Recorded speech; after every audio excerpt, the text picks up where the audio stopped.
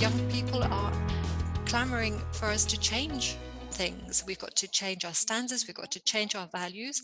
Young people are asking us about the lessons that have been learned. Is it enough just to have these protected areas?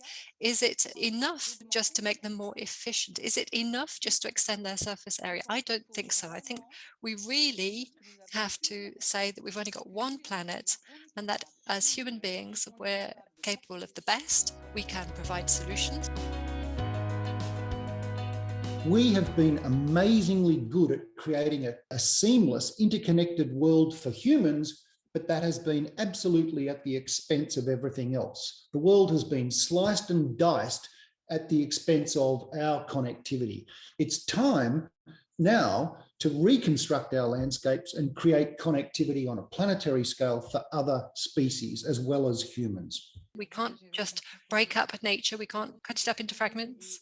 So public-private cooperation and multiple actors at different decision-making levels, and then this collective responsibility that we all need to have as part of our main concerns. Research in the United Kingdom during the pandemic showed the gross inequalities of access to decent green space, with poor people, Black, Asian and minority ethnic groups having far less access to green space. New green spaces, accessible, which are actually semi-private spaces, we see many of them. And it is the possibility, for example, for those people who have the most money to have access to a private green place, and there's a danger of a greater divide.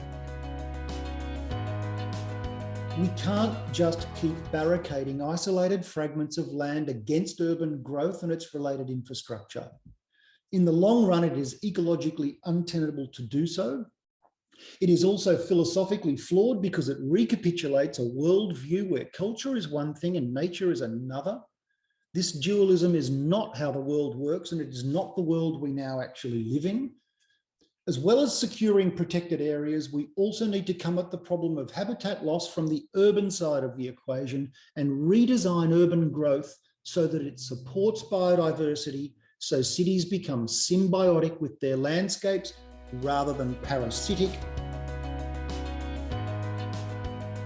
It's linked to doing the right things in the right place in the right time. So planning urbanization, planning urban and rural together. It's linked to rights to the land, rights to the natural resources, rights to have your voice heard. It's linked to peace, and it's linked to security. But get those things right, and this is an opportunity for a fast growing, creative, fabulous region to really turn its narrative around.